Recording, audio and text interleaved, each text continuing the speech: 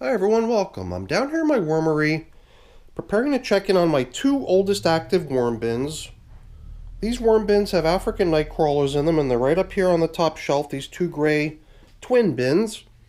I consider them as twin bins since they were launched off with what we presume to be the same number of worms in them. We did a little bit of kind of flip-flopping on what to do with these guys over the past couple check-ins. 2 check-ins ago, I started into the migration of the worms out of their castings. Last check-in, we sort of reverted back to everyday feedings.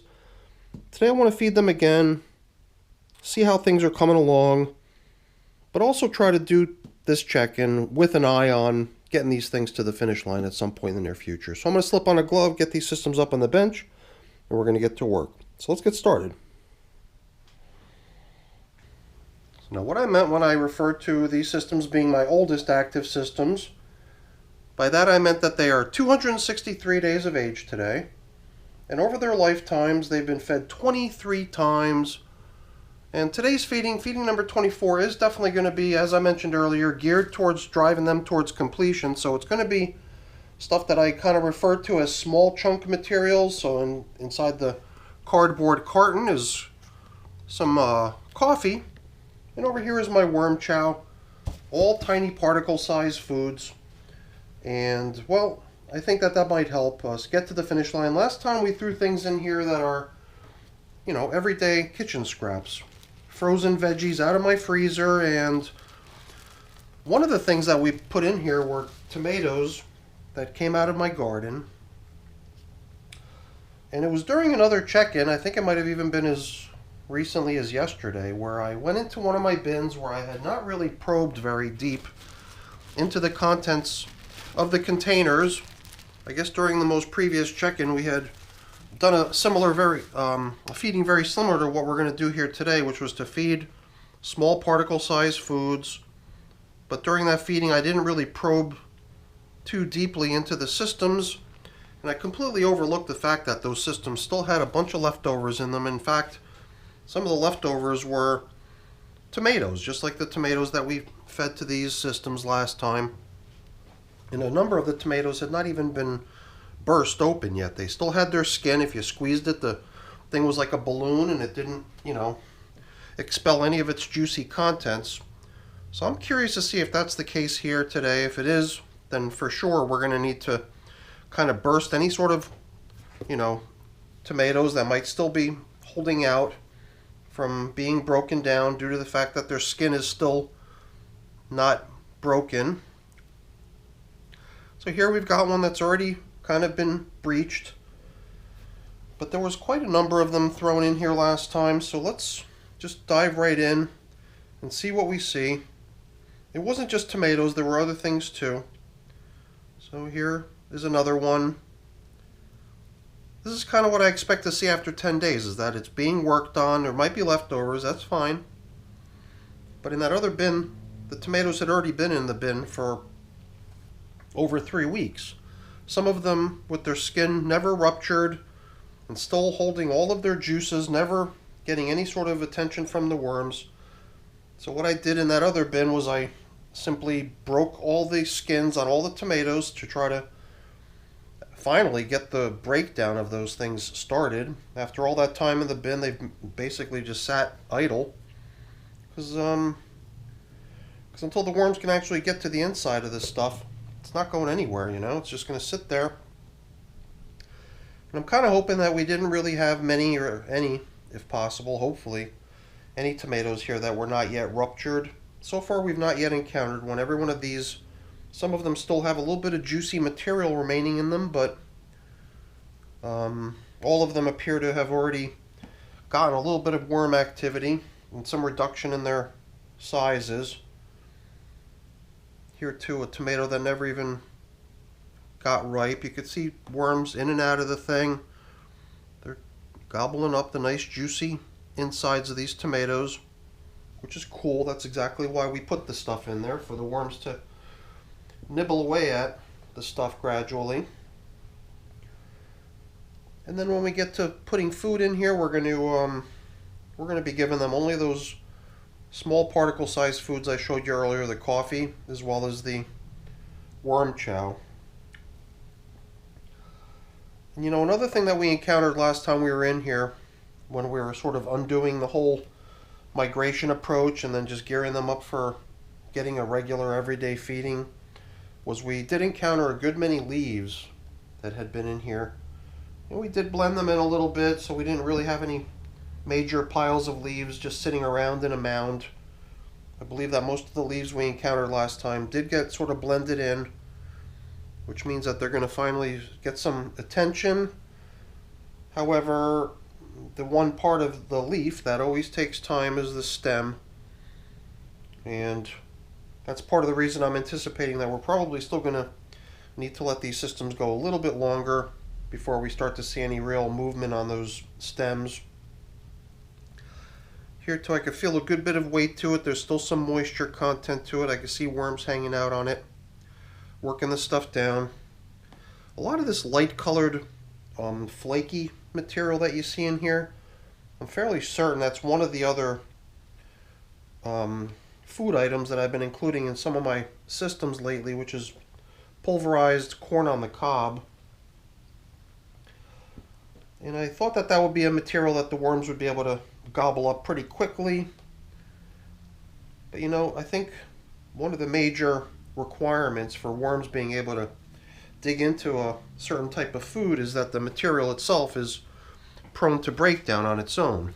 And something about corn on the cob just tells me that even if it's small particle size stuff, it's still pretty resistant to decomposition.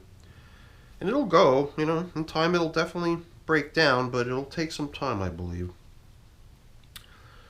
So that's why I'm kind of hoping that the worm chow we're putting in here, the coffee that we're putting in here, in the past I've always had pretty good luck with both of those things in terms of them being the sort of foods that you don't really find leftovers of. It's pretty interesting to see a whole bunch of tomato seeds that have decided to start germinating down here. Or I can't remember, maybe we even bumped into these once in a previous setup and just submerged them. Sometimes I do wonder if I should take these little sprouts and sort of bust them up a little bit so that they're no longer an entire tiny plant with active roots. Perhaps nipping off the tip of the plant or something like that to pretty much bring it to an end and allow it to start into the decomposition process versus it trying to continue to grow.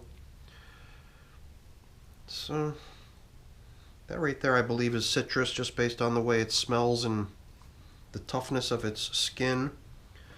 So far I don't think I've encountered any tomatoes or anything that really requires us to bust it apart, but it was funny how in the other system that I checked in on, perhaps it was yesterday or the day before, I don't remember, but it was kind of weird how we found so many tomatoes that had just never been breached and were just sitting there idle. Luckily, I believe that every tomato we've checked in on so far in these systems has already been infiltrated by worm activity and is in the process of being broken down, which is good. So we're not sort of starting at ground zero with any of this stuff. It's all in progress and seems to be doing good. I'm definitely approaching the capacity of these systems, if you ask me. I'm a little nervous about nudging material up further and further to the edge, because I am almost at the edge in both cases here. So I'm just going a little bit slower than normal because it does feel like I'm teetering on the point where I might accidentally push some of this material over the edge and make a big mess.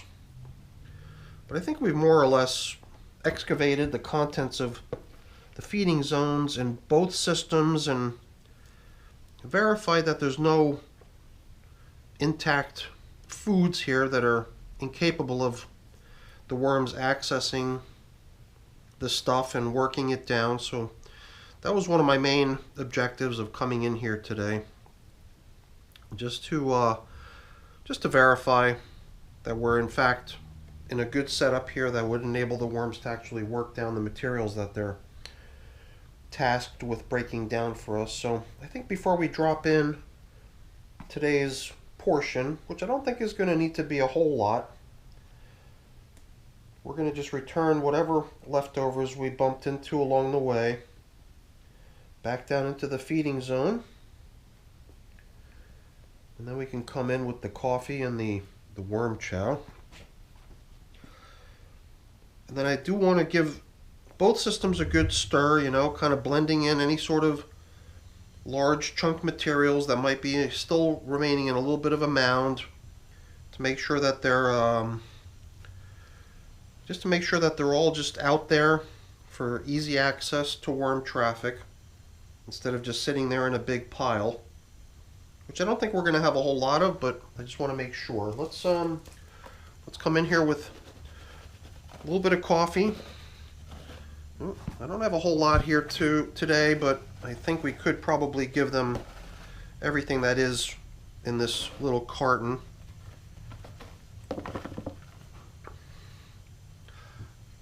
And then in can come the worm chow. Yeah, that seems like a pretty nice feeding. I thought it might seem a little bit skimpy when I first came up with the idea of feeding them this way. I think the other benefit to feeding this way in a system that you want to really drive towards completion is the very limited amount of moisture that comes in with this stuff. I mean, the worm chow itself is virtually a dry powder. I mean, it does include seeds, so I have to assume that there's got to be a little bit of like oil content or something along those lines. So even though something might appear to be quite dry, it might still have a minuscule moisture content to it, but not much or hardly anything really. The coffee, this stuff has actually been sitting around for a while, so when you saw me drop it in, you could tell almost from its color that it's a fairly dry substance too. So I think we're pretty much ready to just backfill the feeding areas. And at this time I do also want to sort of stir stuff around, make sure everything is nicely aerated.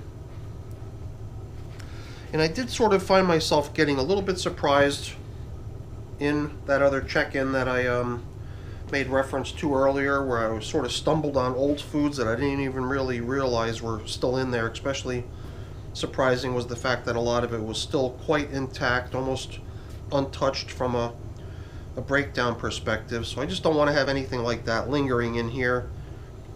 Anything that might need a little bit of my help to be kind of busted up to promote its breakdown, I want to try to encounter it and deal with it. And at the same time, we're also getting a little peek at how things look in general. There's so much nice material in here, all kinds of really nice castings, little bits of leafy matter here and there. But these African night crawlers do have a tendency to really do a nice job on breaking down any sort of bedding type materials that they get. So the leaves, even though I do feel like we had a good bit of it floating around in here during the last check-in, it does seem like they've been busy breaking that stuff down for us, which is perfect. So we've covered up the feeding zone quite nicely. We've already excavated and examined the edge closer to me. Let's do the same over on this side further from me, and then I think we'll be finished. For some reason I believe that this side over here that we're checking now furthest from me is where we might have actually blended in a good bit of leafy matter. I'm even bumping into some old materials like corn cob bits, which are also kind of large chunk objects that probably also benefit from being broken up into smaller pieces to aid in their breakdown. So lately, anytime I encounter stuff like that, I have a tendency to try to bust it up into smaller pieces. Yeah, you know, I mean, if we use the leaf stems as the measure for how close we are to being done, then chances are it will take a number of weeks before we get to the point where we feel like the majority of these leaf stems have actually dwindled down to a point where we can start considering the harvest of this material. But personally, I kind of prefer having castings that are not full of all kinds of things. I mean, if I encounter a stick or something like this, I'll typically just want to exclude it and pull it out. I suppose there would always be the chance to pull it out later at some point, but when I'm already at this stage in a worm bin, at this sort of stage of maturity or just its age, or I guess regardless of its age, if it's already being lined up to eventually be harvested at some point in the near future, it does seem like picking out things that are never going to get there makes sense. Helping along things that might benefit from being kind of fragmented into smaller pieces, and just doing a general overhaul on whatever you encounter to see if there's anything you could do to, you know, help drive it towards completion. It does feel to me like after airing everything up by tilling it all up and blending it around, we've sort of increased the overall volume within the system. Always makes me a little bit nervous digging around in a system that is so close to the rim, where any sort of lapse in my attention could result in me just spilling stuff all over the place and making a mess, because I don't know, to me it just seems like it's definitely worth the effort to simply avoid making a mess versus having to deal with it after the fact. So I think we did a pretty good job today in avoiding any sort of spills or dumping of material out of the bins.